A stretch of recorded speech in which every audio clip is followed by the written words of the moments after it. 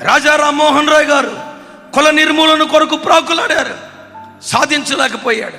మహాత్మా గాంధీ కుల నిర్మూలన కొరకు ప్రయత్నం చేశారు, సాధించలేకపోయారు.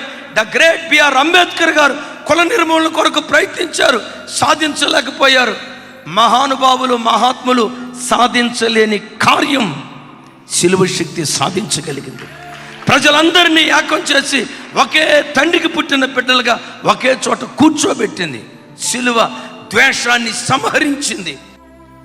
వాళ్ళ అగ్రవర్ణాలు, వీళ్ళది నిమ్న జాతి, వారిది గొప్ప కులం, వీరిది తక్కువ కులం.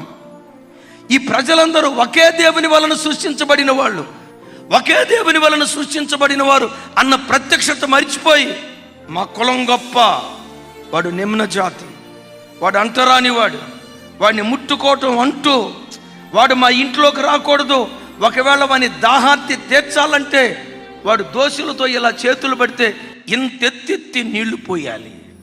అంటరాని వాడిగా చూడటానికి మించిన భయంకరమైన పశుతత్వం ప్రపంచంలో మరొకటేది లేదు. నా ప్రభు బిడ్డలారా, మా కులం పలానా, వీళ్ళ కులం పలానా, మేము అగ్రవర్ణం, వీళ్ళు నిమ్న జాతి, మాది గొప్ప కులం, వీళ్ళది తక్కువ కులం అని ప్రజలు విడిపోయి ఈ ప్రజల మధ్యలో ద్వేషం రగులుతూ ఉంటే యేసుక్రీస్తు సిలువ ఏం చేసిందో తెలుసా? ప్రజల మధ్యలో ఉన్న ద్వేషాన్ని సంహరించి కులపు గోడలను, ప్రాంతీయతత్వపు గోడలను, ఈ అడ్డుగోడలను పడగొట్టి వీళ్ళిద్దరిని ఏకము చేసింది యేసుక్రీస్తు సిలువ. సంఘాల్లో కులాలు లేవు, కానీ ఒక మాట, ఈరోజు ఈ సంఘంలో బ్రాహ్మణ కులస్తులు ఉన్నారు, ఏం చేతులేమి ఎత్తొద్దు. కమ్మ కులస్తులు ఉన్నారు,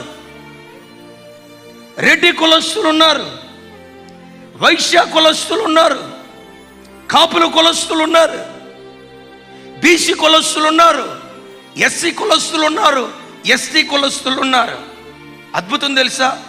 అన్ని కులాల వాళ్ళు ఒకే చోట కూర్చొని, ప్రక్కన కూర్చొని అన్నదమ్ముల మధ్యలోగా కలిసి ఒకే దేవుని ఆరాధిస్తూ ఉన్నారు.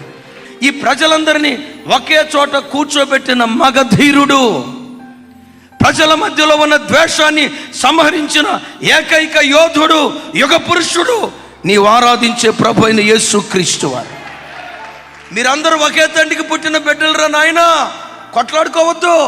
మన కులాలు లేవు, మనం అందరం ఒక్కలమే, ఒకే దేవుని సృష్టి అని ఈ ప్రజలందరినీ కలిపిన అద్భుతమైన శక్తి సిలువ శక్తి.